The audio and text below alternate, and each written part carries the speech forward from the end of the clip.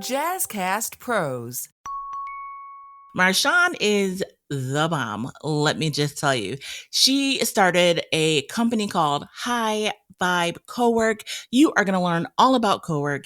I'm going to give you the top takeaways from my conversation with Marshawn about how you can develop a high vibe life. Like, subscribe, and share. Tell your friends, tell your peeps. Listen, shout out hello to Mary Beth, the Onward Run coach. Check Mary Beth out. She is always giving me big props, and I gave her a shout out last week, but I totally messed up her IG handle. So onward_run coach Mary Beth Scott is the bomb.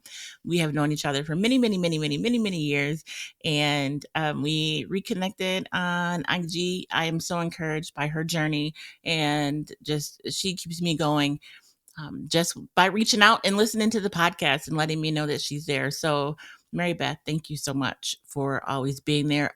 Big shout out to Amy in the Grounded in Maine podcast. Amy, can we link up soon? Thank you so much for always listening, for supporting, for liking, for sharing. And can we please get together soon and talk about all things gardening and mental health? Yeah, I like that idea. I like it. Let's make it happen.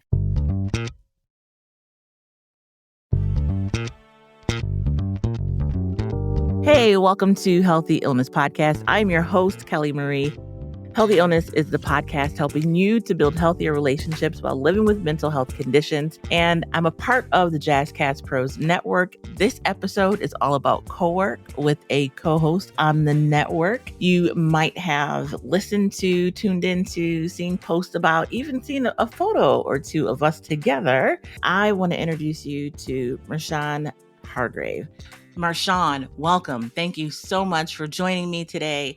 I am so excited about our conversation and to hear about your mental health journey, what that's been like, what you've learned, and how other folks can, pick up a few tips and ideas from you. So welcome. Yeah, thank you so much for having me. I'm really excited to be on this episode and be with you. And so I run a company called High Vibe Cowork. It's a virtual community for women entrepreneurs. Entrepreneurship is a very lonely roller coaster. And I have found that community makes a huge impact in that journey and just like seeing yourself in others, the motivation, the inspiration, the education. There's no specific roadmap for entrepreneurship, and how you build a business, it would be very different than how I would build a business. And the roller coaster that we go through is so similar no matter what we're serving the world with. Like you and I have different podcasts, yet the motivation to show up, the grind part of it is exactly the same. A lot of people ask me, like, what is virtual co-working? They kind of understand, they have some education around a physical co-working space, but like you just open a Zoom room and people show up and get stuff done. Like, it doesn't logically, you're like, well, you can do that on your own behind your computer, yet so many people don't.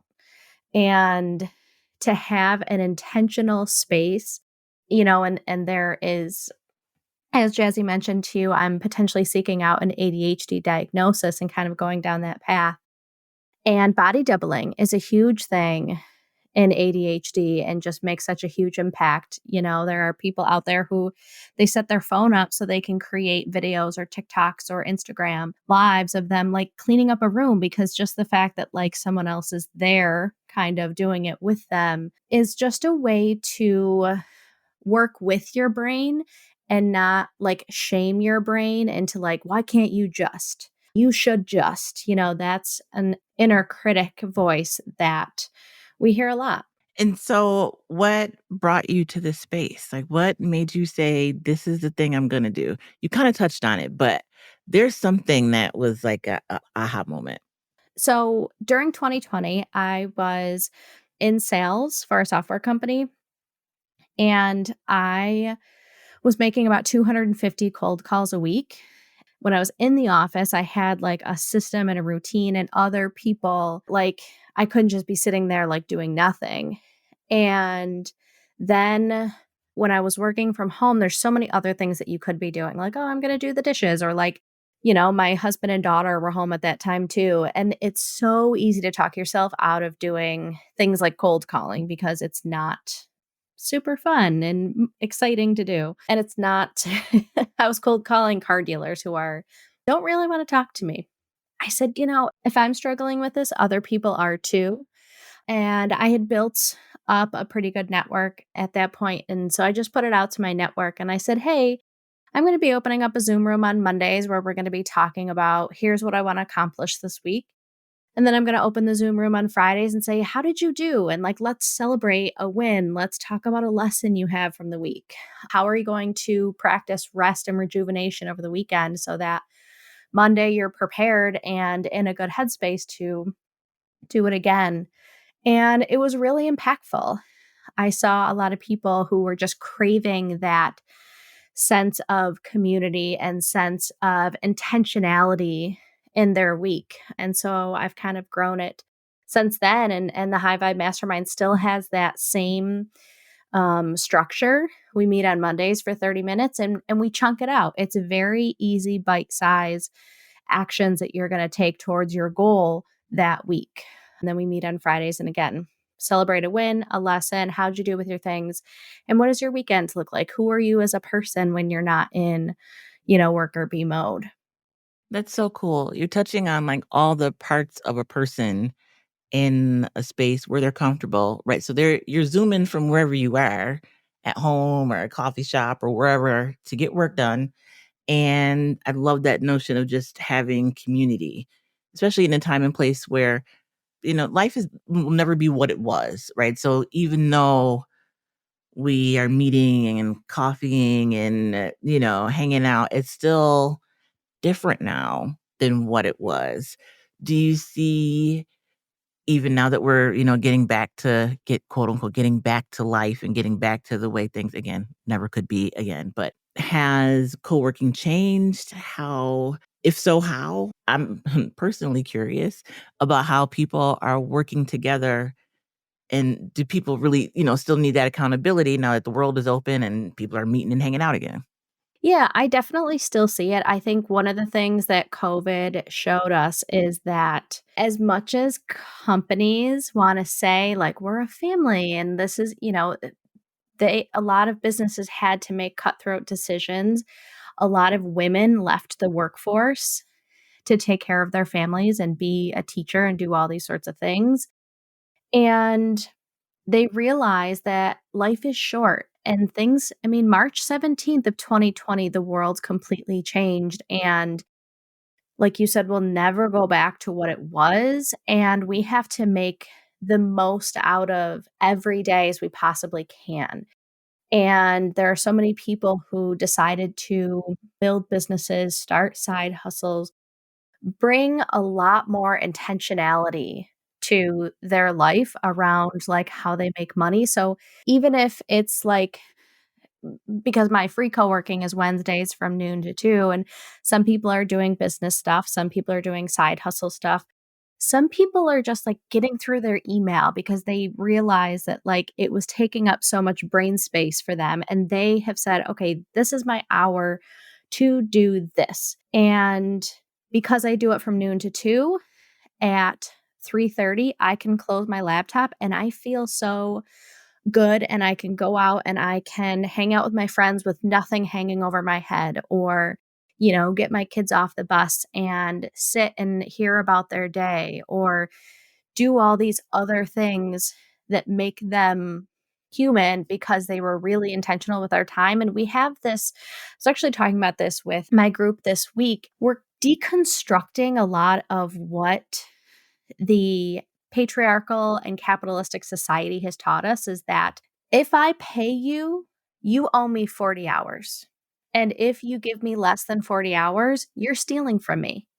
And it's like, no, this isn't a like 1-to-1 ratio. I am an expert in this.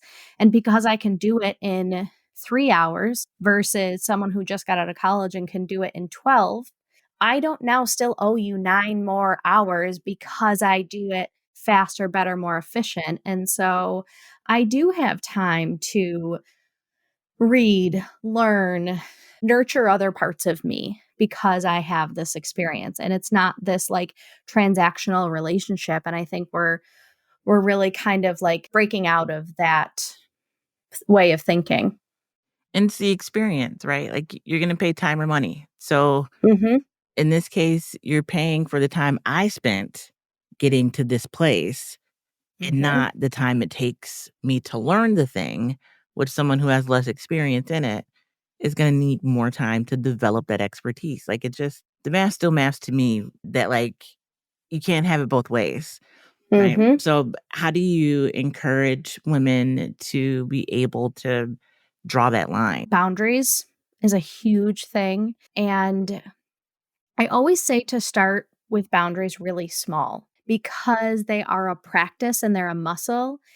And as you use them more and more, and you'll notice that they creep up in different ways. Like, I said no to a meeting at work and it was scary, but I didn't die.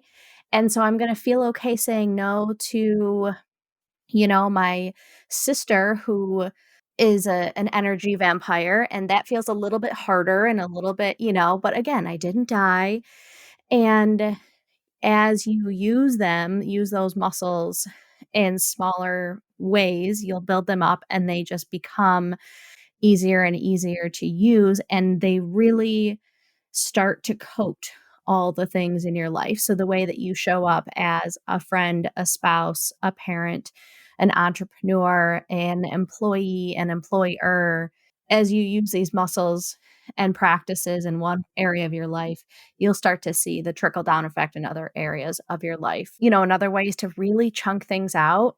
I think that at the beginning of the year, we have these huge dreams, these huge ideas, and by, February 21st, we're like, "Well, I have accomplished nothing, so that goes out the window." And it's like, what 2 things can you do tomorrow that would make you feel like you're getting closer towards your goal? My tagline is that big dreams and small steps can transform your life. It really is about the small incremental steps that you take, not the huge sweeping changes that you think should happen all at once. I say should is a shame word because it is so heavy on us, especially in the rise of social media, because we see all these other people doing all these incredible things in their perfect home, and they're exercising and eating well, and their kids are, already going to an Ivy League school, and it's like you have no idea what's happening behind the scenes. And then having like a really solid North Star that you're working towards, because it makes the no's a lot easier. Like when we were buying this house, I this was my our North Star goal was to buy a new house. And so it created this filter for my actions, my spending, the resources I was putting out, and taking control of the money that was coming in, because I knew that I wanted to buy this house. And if I, you know, spent too much money at Christmas, it could offset us buying this house or things like that. And it just makes the no's a lot easier because you realize what you want to say yes to. I love that. And so did any of this work, like these steps, the thought process, did any of that play into your, I don't wanna call it mental health, but like just your health journey in discovering as an adult, being tested and questioning and looking for answers? I think so. I tend to rush things. I was thinking back, like, even when I was in 5th grade, my dad had me put this sign on my desk, and it was CHOW, CAIO, check it all over. Because I was always, like, rushing on to the next thing. I would make simple, silly mistakes, and so just taking a breath, taking a step back was able to just change my grades in 5th grade, and that was the glaring thing that needed not fixing, I wouldn't say fixing, but adjusting Attention, and yeah. figuring out, how to work with your brain. I think entrepreneurship for me, because I'm wearing so many hats, my to-do list is never ending. I would spin out and dissociate, like, so much faster, and everything felt so heavy because I just couldn't make a decision, and, my brain just, like, never turns off, and I think that entrepreneurship was a microscope on that. I do think entrepreneurship is a very confronting experience. It is such a self-growth journey. Also, I have needed to give myself grace and just becoming, like, hyper aware of, like, how my brain is working and getting curious about it. And as I used to, like, make jokes when I would talk to my sister about, like, hyper fixating on different things.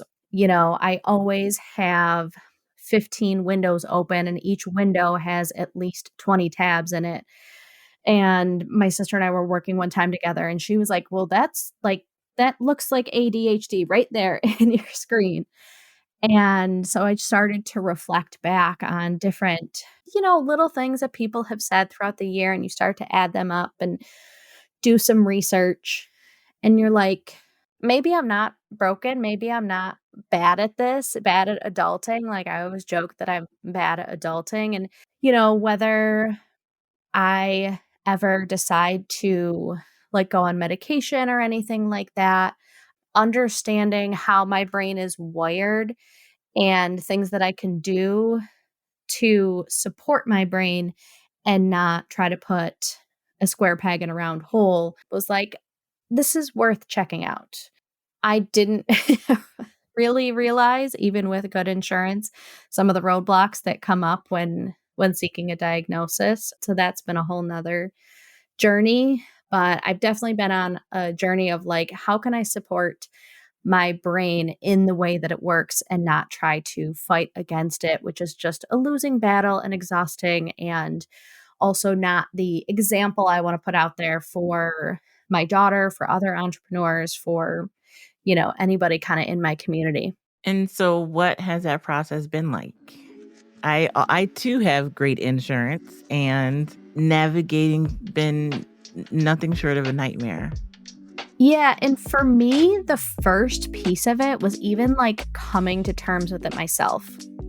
Coming to terms with, like I said, anybody else in my life who has talked to me about, like, having a mental health struggle, I've always been like, so, like, okay, we got this, like, we can do, like, tried to be like a soft landing place. And for myself, my brain was like, well, your brain is broken. Something's wrong with you.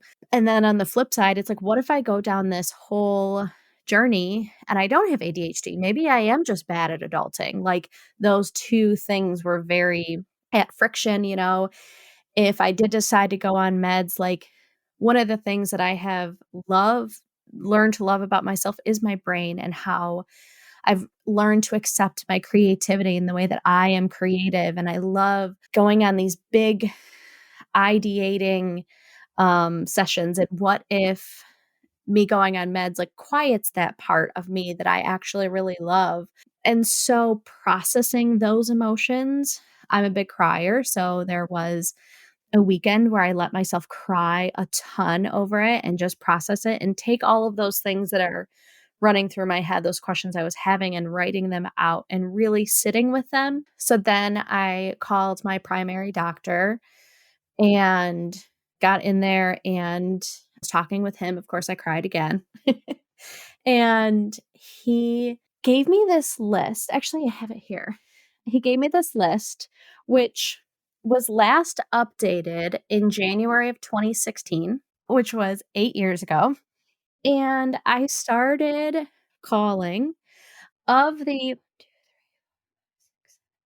9, there was there were only 3 that were still practicing, and 1 was a pediatric office. And one told me, he talked at me for, like, 15 minutes, and then when I told him that I was 36 looking for a diagnosis, he's like, "Wow, you are really old. How have you gone this." I was like, "Okay." So, like, totally just, like, shut down. So then I emailed my primary doctor back and was like, "Hey, just so you know, this is, like, super outdated. Like, this is not, don't give your patients this," is what I tried to say in, like, a nice way. And he was like, "Well, that's what we have at the office." Like, Then I called my insurance because none of the people on this, the 2 that I did talk to, they didn't take any insurance. One was like $1,500 for a diagnosis, the other one was like $1,000. And I found some other people online. The cheapest I think I found was like $700, even with my insurance. So I called my insurance and was like, "Hey, can you give me a list of some providers?" And so they, did their search in their system, and they emailed me a 42-page PDF. Like, do you think that I'm gonna sit here and look through 42 like, where do you even start with that? So, I have found a couple people, but again, it's like between $600 and $1,000 with insurance to get the diagnosis. It's not a drop in the bucket. So that's where I am at this moment with it. I'm still like, yeah, I'm just kind of on the fence with what next steps to take, but it's been very frustrating to even get here. And your story is so similar to so many people. Like, it's you're not an anomaly. I'm not an anomaly. Like, it's how the system works, and it's like, do I just use Google and make assumptions and Mhm. just work off of that, or just say, "Forget it, it is what it is." Especially for me being an adult, going from, like, a couple diagnoses, depression and anxiety has always, been just along for the ride, but from bipolar disorder to borderline personality disorder to in this space of, oh, you could be autistic, or it could be complex PTSD, or it could be ADHD, or it could be 2 of those 3 things, or it could be I'm like, "You know what? I've got some tools. The tools Mhm. work." And then being an adult, getting a diagnosis as an adult, that's a special group of people that most of the specialists work with youth, and so, couple decades from being a pediatric patient, Right. and then if you find somebody, at least for me, it's been, "Okay, well, I can see you in 4 months." I'm like, "I don't know what I'm doing in 4 months. I might not care in 4 months. Right. I'll call you back." 6 months later, I don't have an appointment, I have a call back. And I'm Right. like, "Yeah, I'll just stay weird. I'm okay with that." I mean, like, I'm not looking to change who I am, right? So, Mhm. do I need the label? Mhm. And will it help me anymore? Having had 2 diagnoses that were not correct, but still finding the tools and implementing the tools and being able to live a healthy lifestyle, even though there are some mental health conditions there. Like, I don't know, maybe I will, maybe I won't. I haven't quite decided what I'm gonna do. Mhm. But it's interesting and sad that that is, your experience, and I don't know one person actually that it was like, "Oh, it was a breeze." Yeah. And so just how for me, like, how do I help people through that process of whatever decision you make. In the meantime, how do you get healthy? Like, what is the space you wanna be in? How do you wanna show up for you while you figure out, what to do in these other spots and places? And so in your spaces, in your circles, is this a conversation that you have in your groups? I know you talk about a lot of different pieces of self, but do you, like, have specific conversations around mental health or ADHD or, the medical world? Yeah, it's interesting because as I've started to share about my journey with it, others have started to share their journey with it, whether it is actual diagnosis or, potential like and until I started to do some research, I didn't realize the connection between ADHD specifically in girls and women and anxiety and depression. And I think that there's like this lost generation of I think the percentage of women in my circles, whether that's friends, colleagues, clients, of women that are on some sort of anxiety medicine is more than is not. And, how much is that connected to the fact that, like, oh, you weren't bouncing out of your seat when you were in 3rd grade, you actually could pay attention, but, like, you looked in my desk and you looked in my locker, you looked in my bedroom, you look in my car right now, you look at my desk, and it's like, "Whoa." But, like, I can sit and get my work done. Someone described my masterminds a couple weeks ago as the part accountability and part moon circle, and like a blend of that, because I really do try to create grace and understanding and space for us as humans. And I heard this saying, it was in an Instagram post a few months back, and it talked about being the relaxed woman and how that was never modeled for us. We don't see it in society, we don't see it in our house. And I saw it and it instantly brought tears to my eyes because I'm slowly shedding the like grind mentality, the hustle, and not having to like earn rest. But it is so ingrained in us and such a big construct of our day to day. And so the mindset aspect is such an important piece of conversations that we have in our circles. So the two questions I ask every Monday are, what are the 2 to 3 things you want to do to move the needle forward this week? And the second one is, ask for support. What support do you need in this? Whether it's a check-in, whether it's a how are you doing, whether it's a send me something like this. It's just like, how can I support you this week? Because we don't tend to ask for it, but it makes a huge difference in like uplifting others, you know? And I always say too, like on Fridays, when we talk about how'd you do this week, a lot of times the win is I made it. I'm here. I did zero of the things that I wanted to do, and I still showed up, and like celebrating that, because it's so easy to just get trapped in the, the shoulds, the what ifs, the, you know, I'm not enough. So that mindset, whether it is to do with, ADHD, anxiety, depression, or just the inner critic, is so important. I think this is an incredible place for you to tell people how to find you, how to get in touch with you, how to find the podcast, Jazzcast Pros Network, how to learn more about living a high vibe life, that means for them. How can people find you? How can they get in touch? I show up mostly on Instagram and LinkedIn. So my Instagram is at High Vibe Cowork, HIGH, and LinkedIn, Mershawn Hargrave. And then my podcast comes out every Wednesday on the Jazzcast Pros Network, or you can go to highvibecowork.com/podcast. Or Wednesdays are my like big 30-minute episodes. I do both solo episodes and guest episodes, but then Mondays and Fridays, I do bonus episodes.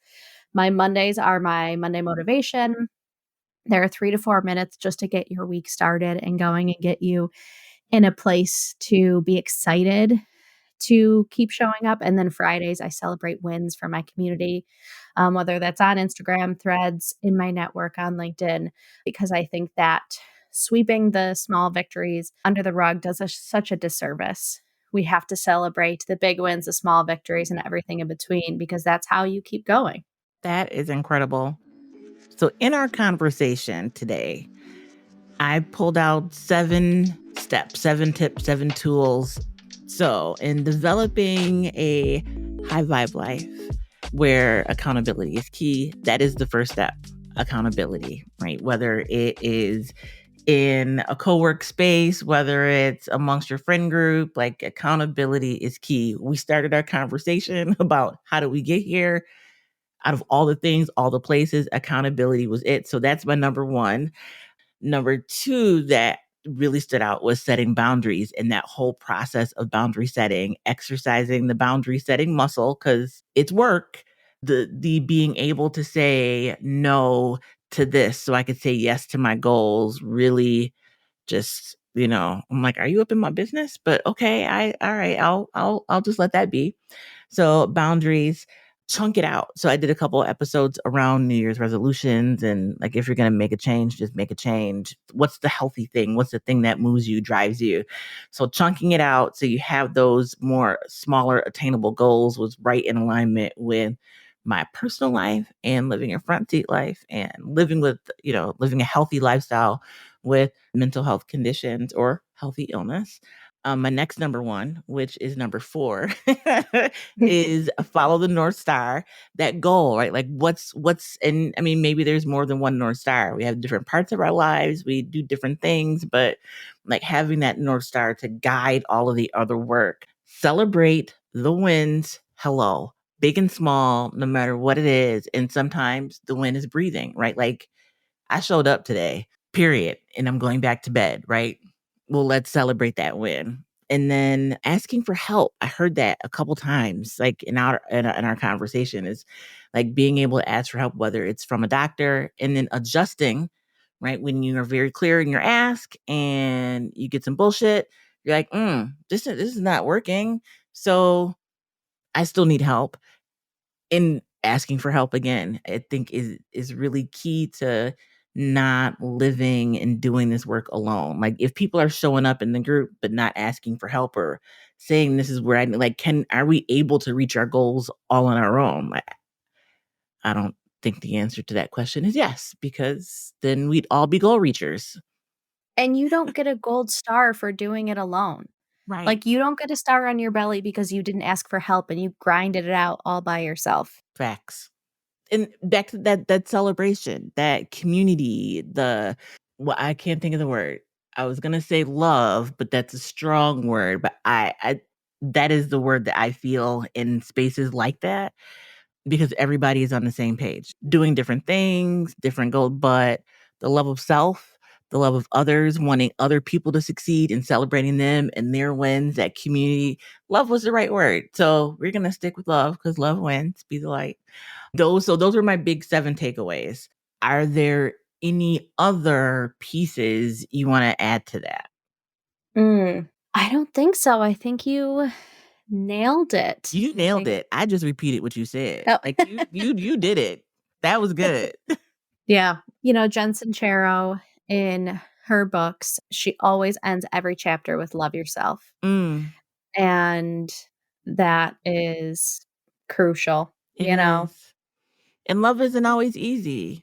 Well, when you're doing things that are outside of your comfort zone, growing, starting new boundary, it's gonna be messy, and you have to love yourself through the process too. Yeah. And that's a part of it, is loving the mess. Mhm. It's not a like a ooh, warm and bubbly fuzzy feeling. It's a this is something I need to learn and get through and all of the things. And so even I'm thinking about your words in our conversation and like this illusion of perfection, this illusion of having everything together. And like I totally always have a stack of things behind me that are usually spread out on the table. And then when it's time to record, I put it all together in one pile. I know it'll hide behind me and the camera. You get to see the plants that look beautiful. And then when I turn the camera off, I spread everything back out because everything has a place. But right, so but I don't show up that way in this space, and not to appear to be put together, just like a hot mess behind me, and I don't want to be a distraction, right? So let me put it all together and have it appear a little more put together than it actually is. But that's what we do, right? In order to wear the many roles and hats and accomplish our goals. Sometimes we just stack stuff up and keep it moving, which Yeah. is also okay. Yep. Any parting words, final thought? If you have ever been interested in joining a co-work session, again, it's Wednesdays from noon to 2 EST, all free. Would love to have you join. And all of Marshawn's information and High Vibe information will be in the show notes. So feel free to click to link to check it out and join us next week on the Healthy Illness Podcast next week, Monday, and next week, Wednesday, for High Vibe Table Talk, both on the Jazzcast Pros Network. Like, subscribe, and share. Thank you so much for listening, Marshawn. Thank you so much for joining me. I cannot wait. Are you going to be in DC at Podcast Movement? Oh, yeah. So we live an hour away, but it is what it is. I may not see you until August, and that's all right. But I can't wait. Yeah. Until the next time, I encourage you to be the light. If you're looking for resources, try dialing 211 either on your phone or in your browser. 211 is a national line. 211 is a place where you go to get information you need to find resources and assistance in many of the places and spaces in your life. And if you need someone to talk to, please dial 988. You are never alone. If you call 988, you will be connected with a person who is there 24 hours a day, 7 days a week to speak. Please dial 988 if you need someone to talk to. Until the next time, I encourage you to be the light. Welcome to the 100s. We are in the hundreds when it comes to episodes for Healthy Illness Podcast. We are still out here in these podcast streets. Until the next time, be the light. Thank you so much. That was awesome. That was so cool. I realized that since starting my podcast that I have not been a guest on any podcast since I started mine. So it's been really cool to be on this side again. Well, welcome. Anytime you like, we can chat. Yeah. It's 100 episodes. That's so cool. It's so wild. Like, it doesn't even seem real. But I remember those first days, and I was using my webcam mic, which is a horrible quality. Great webcam, but the mic is, trash. And then I bought a mic, and that was still bad. I'm like, but it was like expensive. It was $25. And Jazz was like, yeah, no, it's not working.